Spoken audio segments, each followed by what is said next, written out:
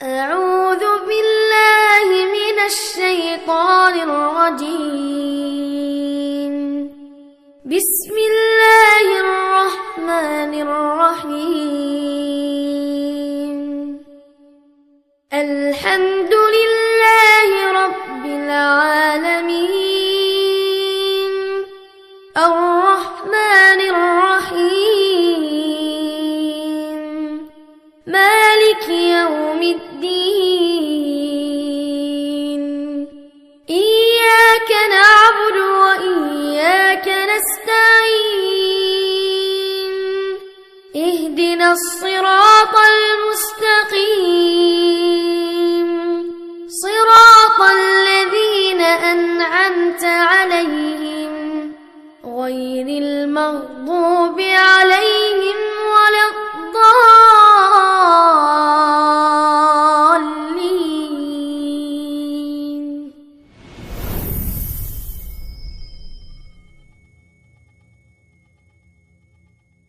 ورحمۃ اللہ وبرکاتہ. الحمدللہ والصلاۃ والسلام علی رسول اللہ وعلی آلہ واصحابہ اجمعین، اما بعد. اعوذ باللہ من الشیطان الرجیم. بسم اللہ الرحمن الرحیم. قال تعالی فی کلامہ المجید وما خلقت الجن والانس الا لیعبدون رب اشرح لی صدری ویسر لی امری واحلل عقدۃ من لسانی یفقہوا قولی.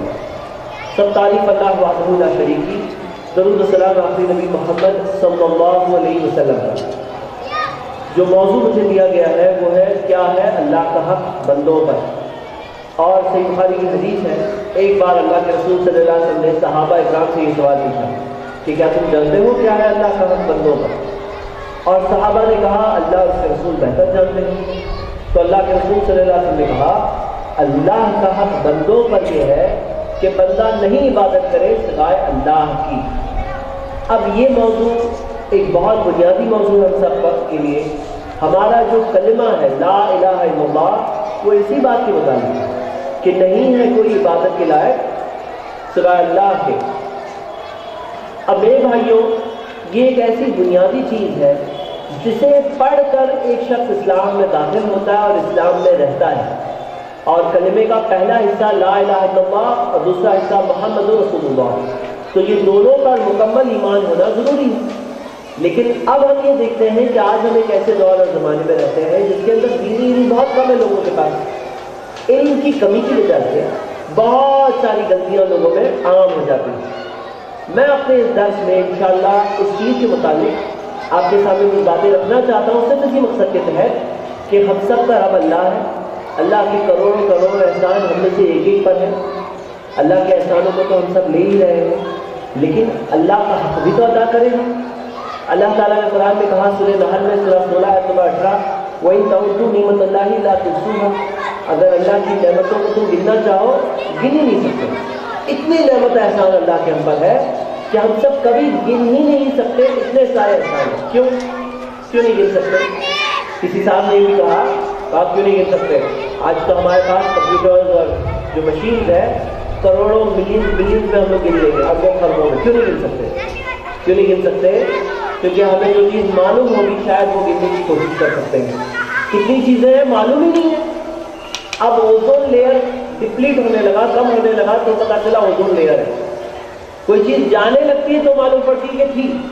تو کتنی چیزیں تو ہمیں معلوم ہی نہیں. قرآن کی آیت ہے وَاصْطَفَىٰ عَلَيْكُمْ نِعْمَهُ ظَاهِرًا وَبَاطِنًا. اللہ نے تم پر اپنی نعمتیں انڈھیل دیا ہے ظاہر اور باطن. ظاہر یعنی دکھتی ہے، ظاہر ہے. باطن یعنی چھپی ہوئی ہے. اور کیا دل کی ہر دھڑکن کو گنیں گے؟ کیا ہر سانس کو گنیں گے؟ یہ بھی ایک نعمت ہے اللہ کی. اب اللہ کی نعمت کو لیتے ہیں نا ہم سب. اب کیا ہم اللہ کے احسانوں کا شکریہ ادا کرتے نہیں کرتے ہیں؟ یہ بہت بنیادی چیز ہے. کیا اللہ کا حق ادا کرتے نہیں کرتے ہیں؟ آج کے اس بنیادی شروع کے حصے کی یہی تھیم ہے اور شیخ سہیل نے اس تعلق سے کئی باتوں کی وضاحت کی. میں اس متعلق اور کچھ اہم باتیں آپ کے سامنے رکھنا چاہتا ہوں. کچھ لوگ پوچھتے ہیں بولتے ہیں یہ کیا ہے، یہ چیز پر اتنی زیادہ اہمیت کیوں؟ اللہ کا حق بندوں پر یہ جاننا اتنا کیوں ضروری ہے؟ میرے بھائیوں، ایک چھوٹی سی مثال دیتا ہوں کہ اگر پانی کا ڈرم ہے اور آپ کو پتا چلا کہ کل صبح پانی کٹ ہونے والا ہے، رات میں ہے، جتنا بھر سکتے ہو بھر لو. اب کوئی بھر رہا ہے لیکن نیچے ڈرم میں نیچے ہول کھلا ہے، اب جتنا بھی بھر رہے خالی ہوتا جا رہا ہے، تو جمع ہی نہیں ہوگا. اب صبح تک کتنا بھی بھر لیے صبح میں خالی ملنے والا ہے آخر میں. یہی معاملہ ہے میرے بھائیوں ایک مسلمان کے لیے، اس کے کلمے کا، اس کے عقیدے کا، کہ ہمارا جو کلمہ ہے نا لا الہ الا اللہ، اگر اس میں مسٹیک کریں گے تو کیا آیا ہے قرآن کی آیت؟ ہم نے دیکھے اللہ تعالیٰ نے کہا کہ میں شرک کے گناہ کو ہرگز معاف نہیں کروں گا. اور میرے بھائیوں اللہ اکبر، ایک ایسی مثال قرآن میں اللہ رب العالمین نے دی ہے، رونگٹے کھڑے ہوئے ہوتے ہیں مثال میں. اللہ تعالیٰ نے مثال بھی دی تو ایک جگہ پر 18 نبیوں کی مثال دی، اور ایک جگہ پہ خود پیارے نبی محمد صلی اللہ علیہ وسلم کی مثال دی. اور ان سے نیک تو کوئی گزرا نہیں، نبی صلی اللہ علیہ وسلم سے نیک کوئی دنیا میں آیا ہے؟ کبھی نہیں. اور 18 نبیوں کا ذکر کر رہا ہے اللہ رب العالمین. قرآن میں سورہ انعام کی آیتیں ہیں، سورہ نمبر 6 آیت نمبر 83 سے لے کے 86 تک آپ جب پڑھیں گے تو قرآن میں یہ ایک جگہ ہے جہاں پہ اللہ تعالیٰ نے 18 نبیوں کا نام دیا ہے. 18 نبیوں کا نام 3 آیتوں میں ہے. 83 سے 86 تک 18 نبیوں کا نام پڑھے. آیت نمبر 88 پہ جب آتے ہیں تو اللہ تعالیٰ نے کہا ہے وَلَوْ أَشْرَكُوا، اگر یہ سارے نبی بھی شرک کرتے ہیں، اللہ کے ساتھ کسی کو شریک کرتے ہیں، لَحَبِطَ عَنْهُمْ مَا كَانُوا يَعْمَلُونَ، وہ جو نیکی کیے انہوں نے سب نیکی برباد ہو جائے گی. سب نیکی کیا ہو جائے گی؟ برباد ہو جائے گی. میں نے مثال جو دی نا، پانی خالی ہو گیا کیونکہ نیچے ہولی بند نہیں ہے، جمع ہونے کی کیپیسٹی نہیں ہے. اب اسی طرح اللہ تعالیٰ نے مثال دے دی کہ تمہارے میری نہیں، ہماری اور آپ کی نہیں، نبیوں کے میعاد کی نیکیاں اللہ تعالیٰ نے کہا ہے کہ سب برباد ہو جائے گی اگر یہ لوگ شرک جیسا گناہ کر لیں، اللہ کے ساتھ کسی کو شریک کر دیں. اور سورہ زمر سورہ نمبر 39 آیت نمبر 65 میں اللہ نے کہا لئن اشرکت، اے نبی اگر آپ شرک کرو، لَيَحْبَطَنَّ عَمَلُكَ، آپ کی سب نیکیاں برباد ہو جائیں گی. اب میرے بھائیوں اسی وجہ سے یہ موضوع بہت ضروری ہے کہ ہم سب جو دینی تعلیم حاصل کرتے ہیں اس میں سب سے پہلے اس موضوع کو سیکھنا چاہیے کہ لا الہ الا اللہ کا معنی اور مفہوم کیا ہے. کیونکہ وہ اللہ کا حق ہے ہم پر. اللہ کے اتنے احسان تو لے رہے ہیں ہم سب، اللہ کی زمین پر تو رہ ہی رہے ہیں، اللہ کی تمام نعمتوں کو تو لے ہی رہے ہیں، اور اگر اللہ کا حق ادا نہ کرے تو یہ بہت بڑی ناشکری ہے. اور اللہ تعالیٰ نے قرآن میں کہا ظلم و نظیر ہے سب سے بڑا ظلم. تو میرے بھائیوں آئیے ہم آج ابھی آنے والے کچھ جو منٹیں ہیں میرے پاس، میں آپ کے سامنے اس موضوع کو تھوڑا تفصیل میں دینا چاہتا ہوں اس مقصد کے لیے کہ کئی بار کیا ہوتا ہے ہم یہ سمجھنے لگتے ہیں کہ صرف بت پرستی شرک ہے، بتوں کی عبادت کرنا اللہ کے ساتھ شریک کرنا ہوا. لیکن کتنی ساری ایسی شکلیں ہیں جو لوگوں کو احساس بھی نہیں ہوتا ہے اور وہ لوگ اللہ کے ساتھ اوروں کو شریک کر رہے ہوتے ہیں. ہم سب غور کریں اس بات پر. تو سب سے پہلے جیسے کہ شیخ سہیل نے بھی بتایا اور میں ان کے درس میں اور وضاحت کے اندر اور مثالیں اور ایگزامپلس دے کر مقصد یہی ہے کہ یہ ٹاپک پہ ماسٹر ہو کے اٹھنے کی کوشش کرنا ہے. پکڑ اس موضوع پہ مضبوط ہونی چاہیے تاکہ پہچان سکیں. کئی بار کیا ہوتا ہے ایک آدمی ایک چیز میں پاس ہوتا ہے، توحید کے متعلق ایک چیز بالکل برابر ہوتی ہے اس کی، لیکن دوسری چیز میں جا کے فیل ہو جاتا ہے. کیا آپ کو یہ معلوم ہے اسکول کے بچوں کے اندر ایگزام سے ہوتے ہیں نا تو 100 میں سے پاسنگ مارکس کتنے ہوتے ہیں؟ 35. یہ موضوع پر پاسنگ مارکس کتنے ہیں؟ یہ جو توحید کا موضوع ہے، لا الہ الا اللہ کا موضوع ہے، اس میں پاسنگ مارکس کتنے آپ کو معلوم ہے؟ 100 میں سے کتنے مارکس چاہیے؟ 100 میں سے کتنے؟ 100 میں سے 100. کیونکہ تھوڑا سا اللہ کے ساتھ کسی کو شریک کریں گے تو چلے گا؟ تھوڑا سا شریک کریں گے بالکل نہیں چلے گا. اللہ کا تو کوئی شریک نہیں ہے، اور تھوڑا سا بھی شریک کیے تو ہم سے وہ گناہ ہو گئے جو اللہ نے کہا میں یہ گناہ معاف نہیں کرنے والا. اللہ تعالیٰ نے کیا کہا کہ اگر نبی بھی شرک کریں گے سب نیکی برباد ہو جائیں گی. ان کی نیکیاں، آپ کی میری نیکیوں کی تو کوئی مثال ہی نہیں ہے، کوئی معیار ہی نہیں ہے ہمارا. نبی صلی اللہ علیہ وسلم کی نیکیاں 18 نبیوں کی مثال دے کر اللہ تعالیٰ نے کہا ان کی نیکیاں برباد ہو جاتی. جیسے قیامت کے دن ترازو ہوگا نا تو ترازو میں ایک طرف ساری نیکیاں ہوں گی، دوسری طرف سارے گناہ ہوں گے. تو شرک کا گناہ اتنا بھاری گناہ ہے کہ یہ گناہ آ گیا نا سب نیکیاں برباد، اتنا بھاری گناہ ہے. اب ظاہر سی بات ہے سب سے پہلے یہ ٹاپک اچھی طرح سے سمجھنا ہوگا تاکہ ہم سے اس میں مسٹیک نہ ہو. اب میرے بھائیوں اس ٹاپک کو اچھی طرح سے سمجھنے کے لیے، ڈائگنوز کرنے کے لیے علماء نے اس ٹاپک کو 3 حصوں میں بانٹا ہے. 3 حصوں میں بانٹا ہے کیا مقصد سے؟ تاکہ ڈاکٹر ہوتا ہے نا وہ چیک کرتا ہے کہ بھائی ہیڈ چیک کرنے کی مشین ہوتی ہے، ہڈیوں کو چیک کرنے کا ایکس رے ہوتا ہے، الگ الگ مشین ہوتی ہے نا، معلوم پڑتا ہے پرابلم کہاں ہے. تو اسی وجہ سے ٹاپک کو 3 حصوں میں ڈیوائڈ کیا ہے تاکہ معلوم پڑے پرابلم ہے تو کہاں ہے، پکڑ لیں گے وہاں پر۔ آئیے ہم یہ تینوں کو ایک موٹی پکڑ ایک ایک کی ہونی چاہیے ہم نے، تاکہ خود بھی بچیں اس گناہ سے اور دوسروں کو بھی بچائیں۔ کئی چیزیں صرف اس لیے ہوتی ہیں کیونکہ لوگوں کو معلوم نہیں۔ اگر صرف قرآن اور حدیث کا علم عام ہو جائے نا اور علم بڑھ جائے لوگوں کا تو یہ سب سمجھنا کوئی مشکل کام نہیں ہے انشاءاللہ۔ سب سے پہلی چیز کہ اللہ ہی ہمارا رب ہے، جو بتایا کہ ربوبیت میں اللہ کے ساتھ کسی کو شریک نہیں کرنا۔ اب ربوبیت کا مطلب کیا ہے؟ رب اکیلا اللہ۔ رب سے مراد کیا ہے؟ کہ خالق بنانے والا اکیلا اللہ ہے، ہر چیز کا مالک، بنانے والا بھی اللہ، مالک بھی اللہ، چلانے والا بھی اللہ۔ مثال دے رہا ہوں، اب یہ فون ہے، یہ فون کی بنانے والی کمپنی ہے، یہ بنایا اس کمپنی نے، مالک کون ہے؟ میں۔ اب مان لیجئے کہ اگر میں اس فون کا خیال نہیں رکھ رہا ہوں سپوز، اور یہ فون رو رہا ہے، تو بنانے والی کمپنی اس فون کے لیے کچھ نہیں کر سکتی ہے، کچھ نہیں کر سکتی۔ کیوں؟ کیونکہ انہوں نے بنایا تو صحیح لیکن مالک وہ لوگ نہیں ہے، مالک میں ہوں۔ اللہ تعالیٰ نے ایسے نہیں کیا کہ بنا کے کسی اور کو مالک بنایا۔ اللہ تعالیٰ ہی خالق، اللہ تعالیٰ ہی مالک، بنانے والا بھی وہی، مالک بھی وہی، اور صرف وہی نہیں، چلانے والا بھی وہی۔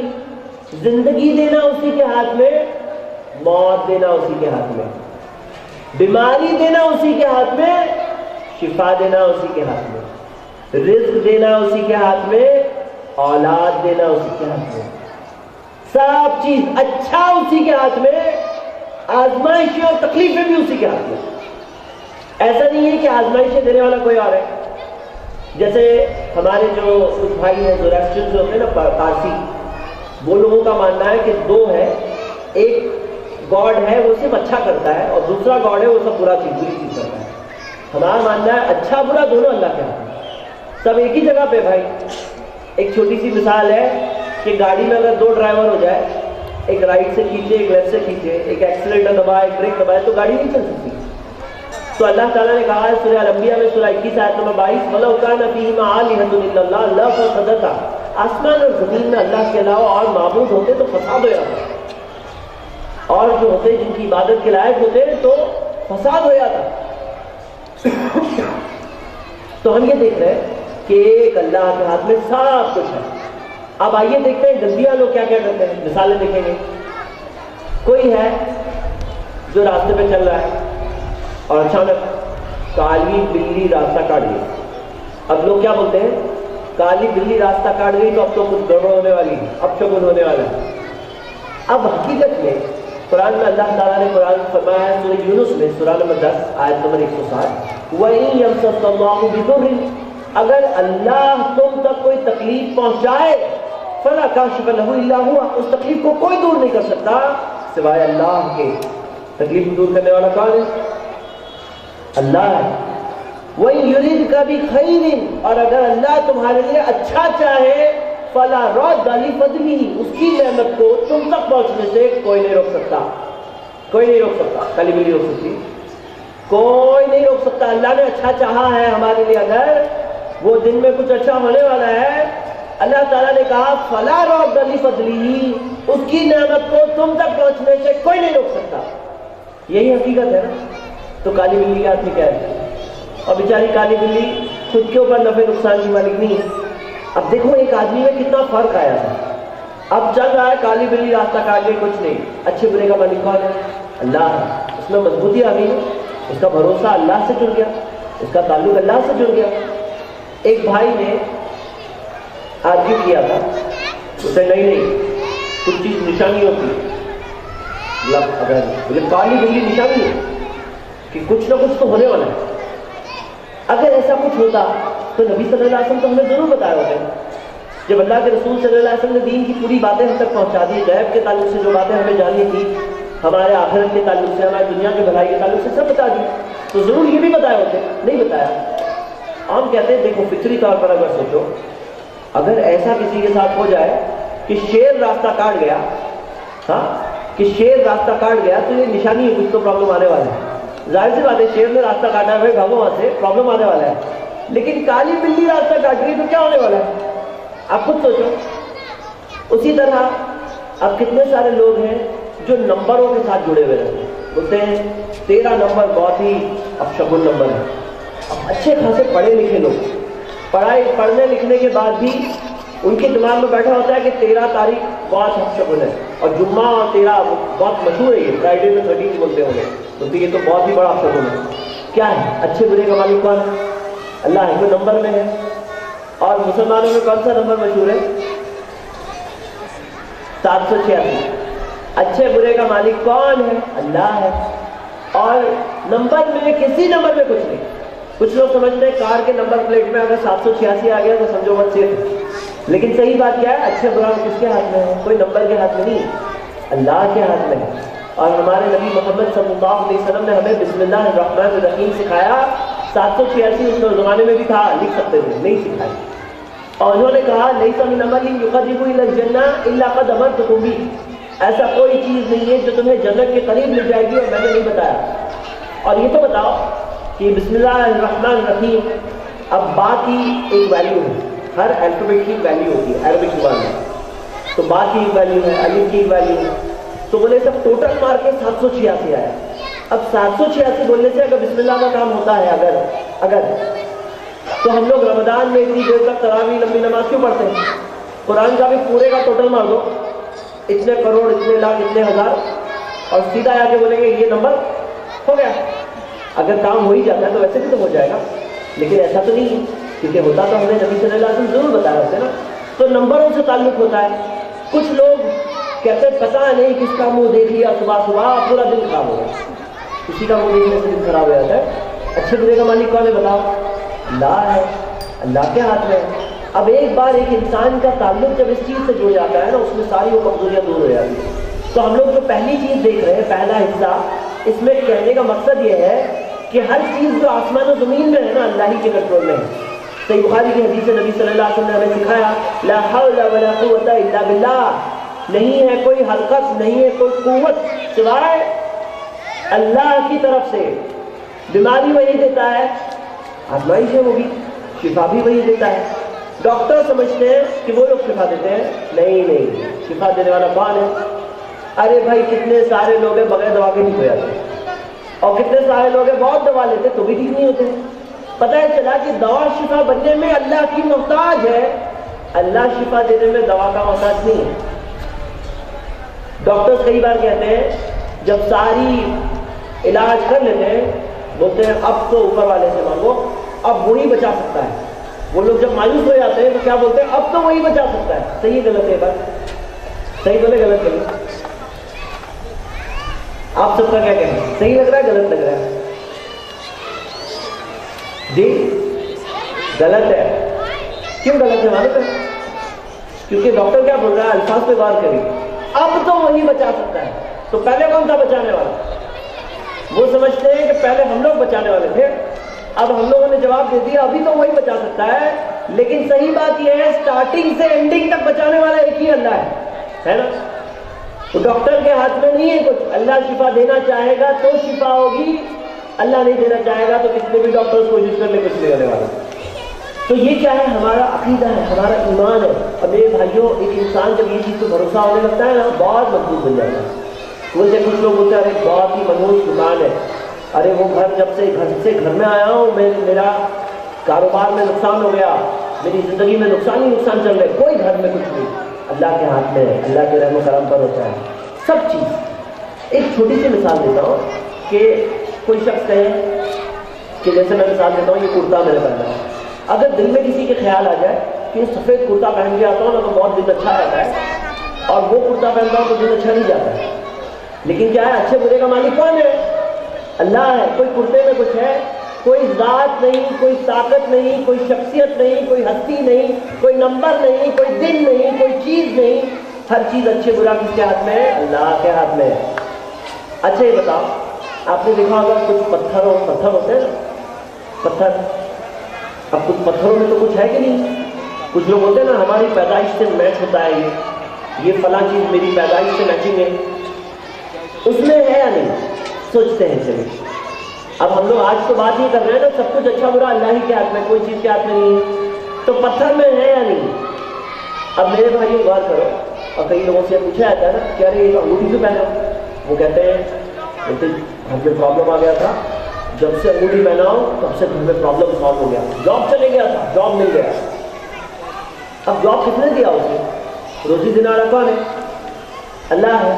قرآن کی آیت بھی ہے، اللہ تعالیٰ نے کہا ہے کہ وَمَا مِن دَابَّةٍ فِي الْأَرْضِ إِلَّا عَلَى اللَّهِ رِزْقُهَا، کوئی جاندار نہیں ہے زمین پر لیکن اس کا رزق اللہ کے ہاتھ میں ہے۔ رزق کا مالک کون ہے؟ اللہ ہے، صرف ہمارا نہیں، ہر جاندار کا۔ اب جاب اسے اللہ نے دیا، وہ کہہ رہا ہے پتھر کی وجہ سے ہے، لیکن صحیح بات کیا ہے؟ اللہ ہی نے دیا۔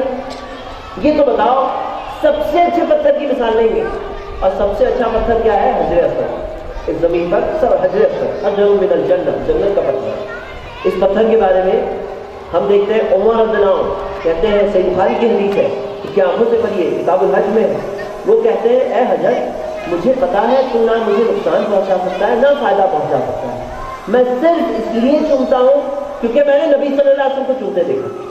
اب جب حجر اسود کے بارے میں عمر رضی اللہ عنہ یہ عقیدہ ہمارا بتا رہے ہیں کہ نہ نقصان نہ فائدہ دے سکتا ہے حجر اسود، تو کوئی اور پتھر کی کیا حیثیت ہے؟ کوئی نہیں ہے۔ اچھا برا کس کے ہاتھ میں؟ اللہ کے ہاتھ میں۔ اگر پتھر سے ہوتا تو سب سے مالدار سب سے اچھے حل میں وہ شخص ہوتا جو رستے پہ لگایا ہوا ہے، پتھر کے لیے یہ چیز دو، اس کا تو سب سے اچھا حل ہونا چاہیے تھا، اس کے اتنے سارے پتھر ہیں، لیکن صحیح بات کیا ہے؟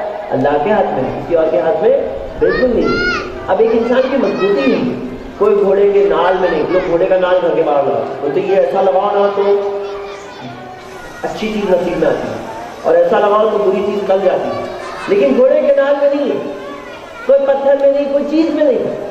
کچھ لوگ آج وہ فینسی کی وہ گھنٹی لگاتے ہیں، بولے ٹنگ ٹنگ ٹنگ ٹنگ بجتا ہے نا تو اس سے گڈ لک آتا ہے، اور کچھ لوگ ہیں جو آج واستو شاستر کے حساب سے بولتے ہیں یہ دروازہ، اور ہمارے بھائی بتا رہے تھے تاجر ہے، وہ بول رہے تھے کہ میرے پاس ایک بیپاری آیا، اس نے کہا کہ دیکھو تمہارا بزنس صحیح نہیں چل رہا ہے نا آج کل، بولا ہاں بہت خراب ہے، کہا کہ ایسا کرو یہ تم ٹیبل ایسا لگا کے بیٹھتے ہو نا اس کو تھوڑا ایسا گھما کر کے وہ رخ کر دو، تمہارا نصیب بدل جائے گا۔ ہاں اب یہ مان لینا اگر کہ ہاں ہاں نصیب بدلے گا، اور یہ عقیدے کا امتحان ہوتا ہے، اور جب روزی کا معاملہ ہوتا ہے آدمی کو وہ لالچ ملتی ہے نا ارے بہت سیل ہوگا تو آدمی عقل کا دروازہ بند کرنے لگتا ہے۔ تو یہاں کیا ہے، اگر مان لے کہ یہاں سے وہاں رک کر دیں گے، کھڑکی یہاں کھولنے کی جگہ دروازہ یہاں سے لینے کی جگہ وہاں سے لے لو، بھئی ہمارا ماننا کیا ہے؟ اچھا برا کس کے ہاتھ میں ہے؟ اللہ کے ہاتھ میں ہے، کسی اور چیز کے اندر ہے نہیں ہے۔ تو ہمارے لیے یہ صحیح بات کیا ہے، اور سارے انسانوں کے لیے یہ صحیح بات ہے، ایک ہمارا مالک ہے، اسی کی عبادت کے اندر اللہ کی کوئی ایک خوبی بھی ہے، اللہ کی جو نام ہے سارے ناموں میں سے ایک نام اس کے اندر ہو، ایک خوبی اس کے اندر، ایسا کوئی ہے نہیں، کیونکہ اللہ نے کہا کہ کوئی نہیں، ہمارا ماننا ہے اللہ نے جب کہا تو اللہ کے جیسا کوئی نہیں، کوئی ہے ہی نہیں، یہ بات کو ہمیں سمجھنا ہے۔ اور یہ بھی تو سوچو، اب جیسے ہم سب بھی سنتے ہیں اللہ کا نام ہے السمیع، سب کچھ سننے والا، اللہ بھی سنتا ہے، لیکن اب دیکھیے میری آواز آپ تک پہنچانے کے لیے مائک کی ضرورت ہے، ایسے ہی میں بات کروں گا آپ کو نہیں سنائی دے گی، کیونکہ سننے کی رینج ہے ہماری، ہم اتنا رینج میں سن سکتے ہیں بس۔ اللہ کیسے سنتا ہے معلوم؟ آسمان و زمین میں، ذرے ذرے میں، کونے کونے میں، زمین کے نیچے آسمان کے اوپر، ساری چیزوں کے اندر، ہمارے دل میں ہم کیا بولتے ہیں سب چیز کا علم اللہ کا۔ اور ہمارے ساتھ اگر ایسا ہو جائے، سوچو کہ جو ہم لوگوں کی سننے کی رینج ہے نا، اگر دور دور سے آوازیں سنائی دینے لگیں، دور کی، قریب کی، جانوروں کی، انسانوں کی، مشینوں کی، پرندوں کی، حیوانات کی، سب چیز کی، جنوں کی، سب آواز سننے دینے لگے، ایک انسان کے ساتھ اگر ایسا ہو جائے، سب کچھ سنائی دے رہا اسے، کیا ہو جائے گا؟ کیا ہو جائے گا؟ تھوڑی دیر تو پاگل ہو جائے گا۔ یہ اللہ نے رحم کیا کہ نہیں سنائی دیتا؟ اتنا ہی سنائی دیتا ہے نا، یہ اللہ نے بہت رحم کیا۔ اب یہاں دیکھیے کہ انسانوں کے اندر یہ کیپیسٹی ہے ہی نہیں، یہ رب العالمین ہے اس کے اندر کیپیسٹی ہے، اس کے جیسا کوئی ہے ہی نہیں۔ تو جو لوگ سوچتے ہیں نا اللہ اپنی ایک خوبی بندے کو دے دیتا ہے، بالکل غلط بات ہے، قرآن حدیث کے خلاف بات ہے۔ تو میرے بھائیوں یہ بات واضح یہاں تک ہے کہ اللہ کے جیسا کوئی نہیں، اور ہم اللہ کے لیے اپنی طرف سے مثالیں بنا بنا کے نہیں دے سکتے۔ دو باتیں واضح ہو گئی۔ پہلا پوائنٹ کیا تھا، سیکشن کیا تھا؟ میرے بھائیوں ریویژن کریے، دھیان دیجیے، ایک ایک آدمی کی پکڑ اس موضوع پر ہونی چاہیے، کیونکہ ہم ایک دینی مجلس میں بیٹھے ہیں جس میں الحمدللہ خاص طور سے لوگوں نے کوشش کی کہ یہ موضوع کے متعلق باتیں ہوں اور ہم سب اس موضوع پہ اسٹڈی کریں، یہ اسٹڈی کے متعلق بات ہے۔ تو آئیے کیوں نہ کیوں سیکھے بغیر جائیں۔ پہلی بات یہ سمجھ گئے ہم سب کہ کنٹرول اللہ کا ہے، رب اللہ ہے، خالق وہی، مالک وہی، بنانے والا وہی، زندگی اسی کے ہاتھ میں، موت اسی کے ہاتھ میں، یہ سب ہم سمجھ رہے ہیں۔ دوسری بات یہ سمجھ رہے ہیں کہ اللہ کے ایسا کوئی نہیں ہے، اللہ کے جیسا کوئی نہیں ہے. دونوں بات اسٹرانگ انشاءاللہ. اب تھرڈ پہ جاتے ہیں. تیسری بات یہ میرے بھائیوں کہ عبادت میں، اللہ کی عبادت میں بھی توحید برقرار رکھنا، اللہ کی وحدانیت برقرار رکھنا. مطلب کیا؟ مطلب یہ عبادت کریں گے صرف اللہ کی، عبادت ہو صرف اللہ کی، کسی اور کی نہیں. اب ظاہر سی بات ہے کہ جب بنانے والا وہی ہے، چلانے والا وہی ہے، مالک ہر چیز کا وہی ہے، اچھا برا، زندگی موت، رزق، اولاد، سب کچھ اسی کے ہاتھ میں ہے، تو عبادت کسی اور کی کیسے کریں گے؟ عبادت بھی اسی کی ہونی چاہیے نا. عبادت اللہ کی ہی ہے. لیکن یہاں پہ بہت سارے لوگ مسٹیک کرتے ہیں. قرآن کی ایک آیت ہے سورہ یوسف میں، سورہ نمبر 12 آیت نمبر 108. اللہ تعالیٰ نے ایک بات بتائی ہے، وَمَا يُؤْمِنُ أَكْثَرُهُم بِاللَّهِ إِلَّا وَهُمْ مُشْرِكُونَ. بہت سارے لوگ ہیں اللہ پہ ایمان تو لاتے ہیں لیکن ساتھ میں اللہ کے کسی کو شریک بھی کرتے ہیں. ایمان بھی لاتے ہیں، شریک بھی کرتے ہیں. مطلب بہت سارے ایسے لوگ ہیں جو اللہ کو مانتے ہیں لیکن اللہ کے ساتھ دوسروں کو شریک بھی کرتے ہیں. یہ کیا بات ہے؟ یہ بات یہاں پر اسی چیز میں ہمیں دکھائی دیتی ہے کہ بہت سارے لوگ کہتے ہیں اللہ کے ہی ہاتھ میں. آپ کتنے سارے لوگوں سے پوچھو، بولتے ہیں ایک ہی مالک، ایک ہی پرمیشور ہے. کہ پوجا کس کی کرتے ہیں؟ تو پوجا اس کی کرتے ہیں. کیوں؟ جب ہمارا مالک ایک ہے تو عبادت کس کی ہونی چاہیے؟ اسی کی تو ہونی چاہیے. اور یہاں پر بہت سارے لوگ گھٹا کھاتے ہیں. اور میرے بھائیوں اس تعلق سے بہت ساری مثالیں قرآن و حدیث میں موجود ہیں. ایک بہت مشہور مثال آپ کے سامنے شیخ سہیل نے رکھی، میں اس کے تعلق سے 2 وضاحت کرتا ہوں. 2 باتیں. مکہ کے جو مشرک تھے، کون لوگ کیا کرتے تھے؟ کس کی عبادت کرتے تھے یہ لوگ؟ بتوں کی. کتنے بت تھے ان کے؟ کتنے بت تھے؟ 360. اور کہاں تھے یہ بت؟ کعبہ کے اندر اور اطراف میں. اب یہ لوگ، یہ کون لوگ ہیں؟ یہ وہی لوگ ہیں جنہوں نے پیارے نبی محمد صلی اللہ علیہ وسلم کو اتنی تکلیف پہنچائی، صحابہ اکرام کو ٹارچر کیا، جنہوں نے اتنا کوشش کیا کہ یہاں تک آ کے نبی صلی اللہ علیہ وسلم کا مرڈر کرنے کی کوشش کی. بدر کی جنگ لڑنے آئے تھے، احد کی جنگ لڑنے آئے تھے، جنگ احزاب، جنگ خندق. اور یہی لوگوں کے بارے میں آپ کو 2 باتیں ایسی بتانی میرے بھائیوں کی جو آج کاش ہمارے بہت سارے بھائیوں کو معلوم ہو جائے تو کتنی گندیوں سے ہم لوگ بچ جائیں گے. پہلی بات، یہ مکہ کے جو مشرک تھے یہ لوگ بتوں کی عبادت کرتے تھے، بت پرستی کرتے تھے. ان کے بت تھے نا، لات، عزا، منات، سب نام آپ نے سنا. لیکن اللہ کو بھی مانتے تھے. یہ لوگ اللہ کو بھی مانتے تھے. قرآن کی آیت ہے سورہ زخرف کی، سورہ 43 آیت نمبر 87، وَلَئِن سَأَلْتَهُم مَّن خَلَقَهُم. اگر آپ نبی صلی اللہ علیہ وسلم ان سے پوچھو، کن سے؟ مشرکوں سے. من خلقهم، کس نے بنایا تمہیں بنایا کس نے؟ لَيَقُولُنَّ اللَّهُ، وہ یقیناً کہیں گے اللہ نے بنایا. تو مکہ کے مشرکوں کا ماننا تھا کہ ہمارا بنانے والا کون ہے؟ اللہ ہے. بنایا کس نے؟ اللہ نے بنایا. اور سورہ یونس میں آتا ہے سورہ 10 آیت نمبر 31 کہ آپ ان سے کہیے کوئی کون ہے آسمان سے زمین سے تمہیں روزی دیتا ہے؟ روزی کون دیتا ہے؟ ہم لوگوں نے فرسٹ پارٹ میں سنے تھے نا، روزی کون دیتا ہے؟ اللہ دیتا ہے. کون ہے بے جان سے جاندار کو نکالتا ہے، جاندار سے بے جان کو نکالتا ہے؟ مطلب زندگی موت کس کے ہاتھ میں؟ دکھا تھا ہم نے. کون ہے جس کا سننے اور دیکھنے کی طاقت پر قابو ہے؟ کون ہے جو ہر چیز کا مدبر ہے، کنٹرول کرنے والا ہے؟ وہ کہیں گے اللہ ہے. مکہ کے مشرک بولتے تھے چلانے والا اللہ ہے، رزق دینے والا اللہ ہے، زندگی موت اللہ کے ہاتھ میں. سوال یہ اٹھتا ہے اتنا سب کچھ مانتے تھے تو بتوں کی عبادت کیوں کرتے تھے بھائی؟ جب یہ لوگ مانتے بنایا اللہ نے، چلانے والا اللہ، زندگی موت سب کچھ. اور قرآن میں کم سے کم 12 جگہوں پہ بات دی گئی. آپ اگر سورہ مومنون پڑھیں، سورہ نمبر 23 آیت نمبر 84 سے 89 تک پوری 6 آیتیں اسی موضوع پر ہیں. اور سورہ لقمان سورہ 31 میں آیت نمبر 25 بھی اسی تعلق سے.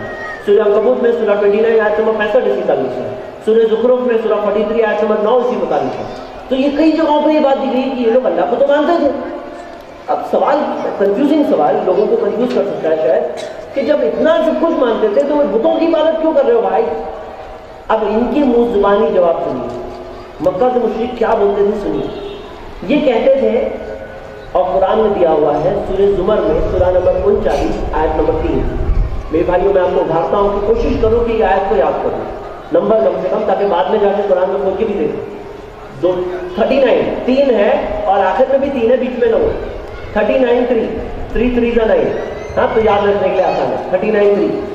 وہ کہتے تھے ما نعبدهم الا ليقربونا الى الله زلفى، ہم ان بتوں کی عبادت صرف اس لیے کرتے ہیں کیونکہ تاکہ یہ ہمیں اللہ کے قریب کر دے. ہم اس لیے کرتے ہیں تاکہ ہمیں اللہ کے قریب کر دے. اللہ کے قریب ہونا چاہتے ہیں ہم لوگ, اللہ تک پہنچنا چاہتے ہیں. اللہ ہی ہمارا خالق ہے, بنانے والا ہے, چلانے والا ہے. ہم یہ بتوں کی عبادت, لات, منات, عزا, اس لیے کرتے ہیں تاکہ ہمیں اللہ کے قریب کر دیں. اب محمد صلی اللہ علیہ وسلم نے آ کر کیا کہا کہ نہیں, 360 کی عبادت نہیں ہوگی, صرف ایک کی عبادت ہوگی, اللہ کی ہوگی. جو بنانے والا وہ ہے, چلانے والا وہ ہے, زندگی موت سب کچھ اسی کے ہاتھ میں, تو عبادت بھی اسی کی ہونی چاہیے نا. کامن سینس ہے بھائی, یہ کون سی مشکل بات ہے سمجھنے کے لیے کہ جب سب کچھ اسی کے ہاتھ میں ہے تو عبادت کسی اور کی کیوں کرتے ہیں. تو یہ مکہ کے مشرکوں کو کوئی بات نہیں سمجھ میں آتی تھی. بولتے 360 کو چھوڑ کے ایک کی عبادت کریں گے. تو نبی صلی اللہ علیہ وسلم نے کہا ہاں ایک ہی کی عبادت کریں گے, لا الہ الا اللہ. نہیں ہوگی عبادت, نہیں ہے کوئی عبادت کے لائق سوائے اللہ کے. اور یہی تو بات مشکل تھی. دیکھیے اگر بات یہ ہوتی لا رب الا اللہ, اللہ کے سوا کوئی رب نہیں, تو کوئی پرابلم نہیں. وہ لوگ بھی مانتے تھے رب اللہ ہی. پرابلم یہی تھا الہ کا مطلب عبادت کے لائق, معبود برحق, عبادت کے لائق کوئی نہیں ہے سوائے اللہ کے. یہاں پہ ان کو ٹینشن تھا. بولتے تھے ارے ہم اپنے اتنے بڑے بڑے چھوڑ کے کیسے کریں گے. اور آپ کو پتا ہے یہ جو بت تھے نا, یہ نوح علیہ السلام جو پہلے گزرے, ان کی قوم کے جو نیک لوگ تھے, صحیح بخاری کی حدیث ہے, ہمارے نبی صلی اللہ علیہ وسلم نے بتایا, کہا کہ اس زمانے کے جو نیک لوگ تھے, وہ لوگ جہاں پہ بیٹھا کرتے تھے, جب ان کا انتقال ہو گیا تو شیطان نے کہا, لوگوں کے دلوں میں وسوسہ ڈالا کہ دیکھو ان کی نیکی کو یاد کرنے کے لیے جہاں وہ بیٹھتے تھے وہاں ان کی مورتی بنا کر کے رکھو, ان کی یاد, نیک لوگوں کی یاد کے لیے. اور پھر کیا ہوا کہ جب ان کا انتقال ہوا تو وہ لوگوں نے مورتیاں بنا کے رکھی. آج بھی ہم لوگ دیکھتے ہیں نا یہ شیوا جی کی مورتی لگی ہے, وہاں فلاں چیز کی مہاتما گاندھی کی مورتی لگی ہے. تو وہ زمانے میں بھی وہ لوگوں نے کیا کیا کہ جہاں پہ ان کے نیک لوگ بیٹھتے تھے وہاں ان کی مورتی بنا کر کے رکھی. پھر تھوڑا وقت گزرا, پھر شیطان نے بعد والوں کے دلوں میں وسوسہ ڈالا, کہا کہ دیکھو یہ تمہارے باپ دادا کے معبود ہیں, وہ لوگ ان کی عبادت کرتے تھے, ان کی عبادت کرو. ایسے کر کے شرک شروع ہوا. تو یہ جو بتوں کی عبادت جو ہوتی تھی نا, یہ بھی اس زمانے کے نیک لوگوں کی مورتیاں تھیں. نبی صلی اللہ علیہ وسلم نے بتایا پہلے کے زمانے کے نیک لوگوں کی مورتیاں جو چلتی آئی تھی. اب یہاں کیا معاملہ ہے میرے بھائیوں کہ ہمیں یہ بات پتہ چلتی ہے کہ جب یہ لوگ کہتے تھے, اور قرآن کی ایک اور آیت ہے سورہ یونس کی, سورہ نمبر 10 آیت نمبر 18, وہ کہتے تھے, اور ان کے الفاظ اللہ تعالیٰ نے قرآن میں ڈال دیے. اللہ اکبر. مکہ کے مشرکوں کے الفاظ قرآن میں موجود ہے, آج تک ہم تلاوت کرتے ہیں. جیسے فرعون کے الفاظ بھی قرآن میں, فرعون کے الفاظ قرآن میں. معلوم ہے آپ کو, فرعون نے کہا تھا انا ربکم الاعلی, میں تمہارا رب ہوں سب سے بڑا. تو اللہ تعالیٰ نے وہ بات قرآن میں ذکر کی کہ دیکھو فرعون کیا بولتا تھا, ابھی دیکھو کیا حال ہوا. اسی طرح مکہ کے مشرکوں کے الفاظ بھی قرآن میں ہیں تاکہ ہم لوگ یہ سمجھیں اور یہ غلطی ہم لوگ نہ کریں. جو غلطی وہ لوگوں نے کی ہے اللہ تعالیٰ نے اس لیے ہمیں بتایا تھا کہ ہم لوگ وہ غلطی نہ کریں. سورہ یونس کی آیت ہے, سورہ 10 آیت نمبر 18, پھر سے مکہ کے مشرکوں کی عبادت کی الفاظ ہے. وہ کہتے تھے ہؤلاء شفاعنا عند اللہ, یہ لوگ ہماری سفارش کرتے ہیں اللہ کے پاس, ہم ان کو خوش کرنے کی کوشش کرتے ہیں, اس لیے ان کی پوجا کرتے ہیں, اس لیے ان کی عبادت کرتے ہیں. یہ ساری رسمیں ہم اس لیے کرتے ہیں تاکہ یہ اللہ کے پاس ہماری سفارش کریں گے. اب اللہ کے رسول صلی اللہ علیہ وسلم نے کہا کہ نہیں, عبادت ہوگی تو صرف اللہ کی ہوگی. اور یہیں پہ بات ہے میرے بھائیوں, کیا اللہ بندے کے لیے کافی نہیں, علیہ اللہ بھی کافی لگتا, کیا اللہ بندے کے لیے کافی نہیں؟ ذرا یہ تو سوچو, زیادہ رحم کرنے والا کون ہے؟ یہ مورتیاں جو نیک لوگوں کی تھی جو ان کے پاس, یہ لوگ زیادہ رحم کرتے یا اللہ سب سے زیادہ رحم کرنے والا ہے؟ زیادہ رحم کرنے والا کون ہے؟ اللہ ہی تو ہے نا سب سے زیادہ رحم کرنے والا. اللہ سے زیادہ رحم کرنے والا کوئی نہیں ہے. یہ جو خالق اور بندے کا تعلق ہے نا, بندے اور مالک کا, یہی تو مجھے سمجھنا ہے کہ کیا بات ہے نا کہ ہمیں اور ہمارے مالک کا ڈائریکٹ تعلق ہے. اللہ سے زیادہ قریب ہمارے کوئی نہیں ہو سکتا. قرآن میں آتا ہے سورہ قاف میں سورہ 50 آیت نمبر 16, اللہ تعالیٰ نے کہا کہ میں تمہاری شہ رگ سے زیادہ قریب ہوں. جو دل کے سب سے قریبی رب ہوتی ہے نا, اللہ کہتا ہے نا اس سے بھی قریب. اتنا قریب کوئی ہو سکتا ہے؟ کوئی نہیں.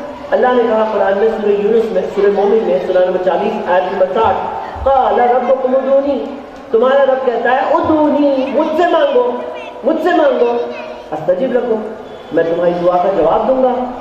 تو اللہ تعالیٰ نے حکم دیا مجھ سے مانگو, تو ہمیں دعا کس سے کرنی چاہیے؟ اللہ سے کرنی چاہیے. ہماری دعا کس کے لیے ہے؟ اللہ کے لیے ہے. اب جب اللہ سے مانگتے ہیں نا تو اللہ کو پسند ہے.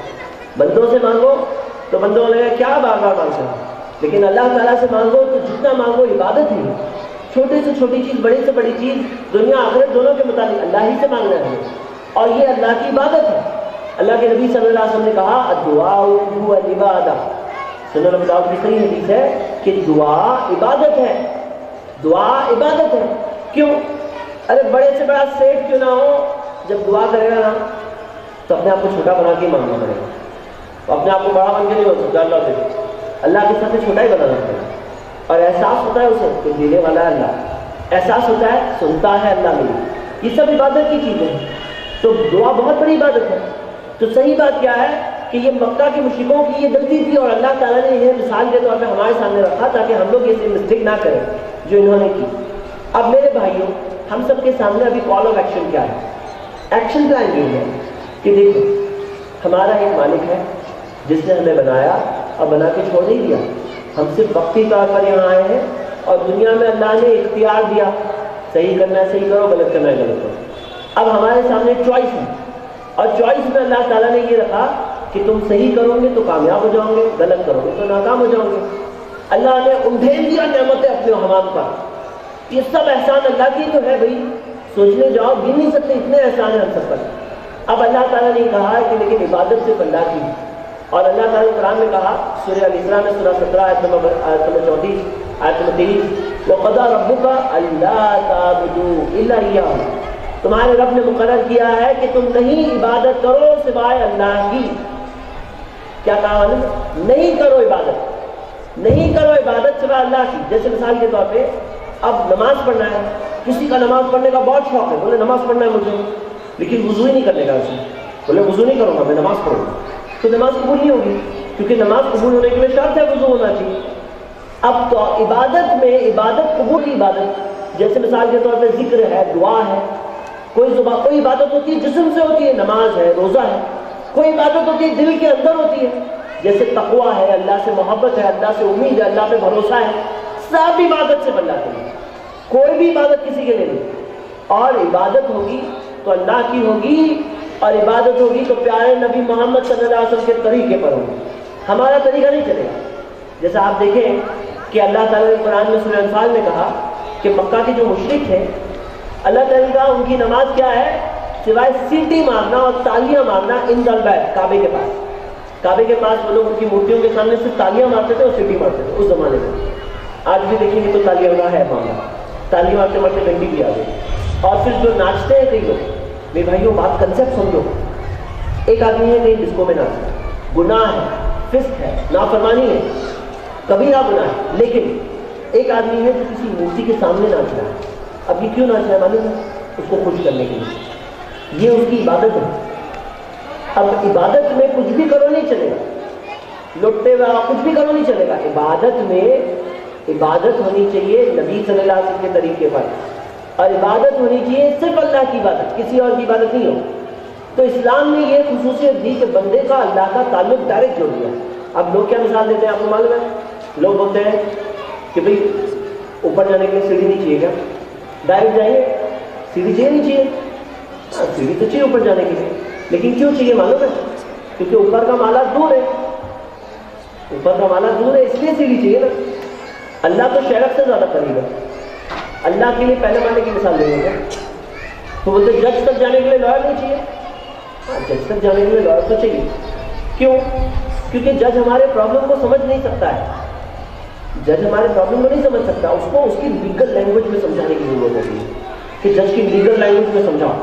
کئی بار کیا ہوتا ہے نا، آدمی صحیح ہوتا ہے نا تو بھی اس لیے کیس فیور میں نہیں آتا ہے کیونکہ جج کو بات سمجھ میں نہیں آئی. تو جج کو اس کی زبان میں سمجھانا ضروری ہوتا ہے. جج تو انسان ہے، کتنے جج بکے ہوئے بھی ہوتے ہیں، کتنے جج ناانصافی کے فیصلے دیتے ہیں، کتنے جج ایسے ہوتے ہیں جو کل کئی ساری چیزیں چلتی ہیں. ایک ٹائم پہ جج دو لائر کو نہیں سن سکتا. کیا اللہ کے لیے جج کی مثال دیں گے؟ اللہ وہ ہے کروڑوں انسان کو سنتا ہے. سارے کے سارے انسان ایک ٹائم پہ اللہ کو پکاریں گے، اللہ سب کی پکار سننے تک آتے ہیں. اللہ تو ہمارے پرابلم کو ہم سے اچھا سمجھتا ہے، جج تو نہیں سمجھتا ہے. اللہ ہمارے پرابلم کو جتنا ہم خود کے پرابلم کو سمجھتے ہیں نا، کبھی کبھار جو آدمی بہت پرابلم میں ہوتا ہے نا اللہ کو بتا بھی نہیں پاتا ہے، زبان سے الفاظ نہیں نکلتے، لیکن اللہ سمجھتا ہے اس کے پرابلم. اللہ تعالیٰ وہ ہے جو ذرہ برابر بھی ناانصافی نہیں کرتا. اللہ کے ایسا نہیں ہے وہ ایریا کے لوگوں کو خاص ہے اللہ تعالیٰ ان کے ساتھ بہت قریب ہے، یہ لوگ نہیں چلیں گے یا چمڑی دیکھ کر یا شکل دیکھ کر یا خاندان دیکھ کر. اللہ تو سب کے ساتھ اللہ سب کے قریب ہے، شاید سب سے زیادہ قریب ہے، لیکن ہمیں دور بھاگنے لگتے ہیں۔ تو صحیح بات کیا ہے کہ ہم غور کریں میرے بھائیوں، یہ ساری مثالیں جو ہے نا اللہ کے لیے صحیح نہیں ہے۔ صحیح بات یہ ہے ہمارا تعلق اللہ سے ہے۔ ہاں سارے جتنے بھی نیک صالحین جو آئیں گے ہم سب کو رسپیکٹ کرنا ہے، ہمیں نیک اولیاء اکرام صالحین کی طرح بننے کی کوشش کرنا ہے اور ان کی طرح ان کے راستے پر چلنا ہے، لیکن عبادت صرف اللہ کی، کیونکہ یہی تو چیز سارے نیک صالحین نے سکھایا، سارے اولیاء اکرام نے سکھایا، سارے انبیاء نے یہی تو سکھایا، عبادت کے عمل سارے صرف رب العالمین کے لیے، اور یہی تو بات سمجھنا ہے ہمیں۔ تو میرے بھائیوں یہ تین باتیں ہم نے بنیادی دیکھی، اور تینوں کا کنسیپٹ سمجھنا سب سے بنیادی اصل بات۔ نمبر 1 کہ رب اکیلا اللہ ہے، بنانے والا، مالک، چلانے والا، سب کچھ اسی کے ہاتھ میں ہے۔ نمبر 2 اس کے جیسا کوئی نہیں ہے، اس کے ناموں میں اور اس کی صفتوں میں بھی اللہ کی وحدانیت برقرار رکھنا۔ اللہ کے نام کسی اور کو نہیں دیں گے، اللہ کی صفتیں کسی اور کو نہیں دیں گے، اللہ کسی کو اپنی خوبی اور صفت دے گا بھی نہیں، کیونکہ اللہ نے قرآن میں بیان کر دیا کہ لیس کمثلہ شیء، اس کے بمثل تو کوئی نہیں ہے نا۔ اور نمبر 3 کہ جب اللہ کے ہاتھ میں سب کچھ ہے، رب اللہ ہے اور اس کے جیسا کوئی نہیں ہے، عبادت کس کی ہونی چاہیے؟ عبادت بھی تو اللہ کی ہونی چاہیے، عبادت بھی اللہ کی ہو، کسی اور کی نہ ہو۔ اب یہی بنیادی چیز ہے جو ہمیں دیکھنا ہے۔ آخر میں ایک آیت پڑھوں گا قرآن کی اور ختم کروں گا، سورہ لقمان سورہ نمبر 31 آیت نمبر 13۔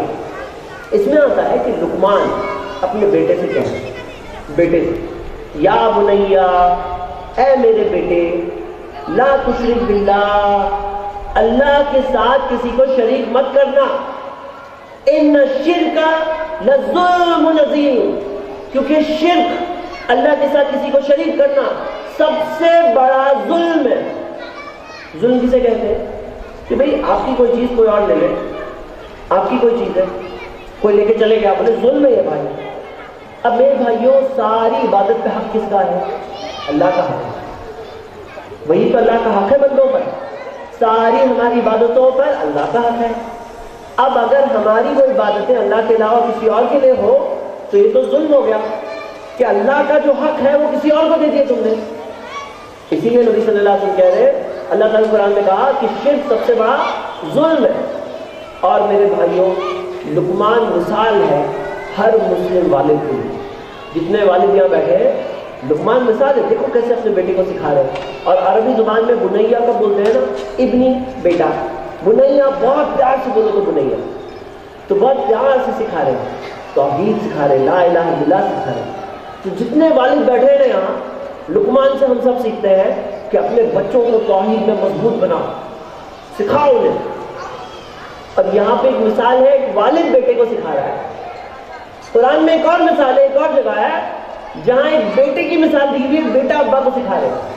ایک بیٹا ہے اپنے والد صاحب کو سکھا رہا ہے، کون ہے وہ بیٹا؟ آپ میں سے کون بتا سکتا ہے؟ ہاں کون بتائے گا؟ لقمان اپنے بیٹے کو سکھا رہا ہے۔ ایک بیٹا ہے جو اپنے ابا کو سکھا رہا ہے، جی ابراہیم علیہ السلام، سورہ مریم پڑھیں گے تو وہاں پہ آتا ہے یا ابتی، یا ابتی 5 بار، ابھی والد، ابتی بہت پیار سے بولو تو اے میرے والد، بہت پیار سے۔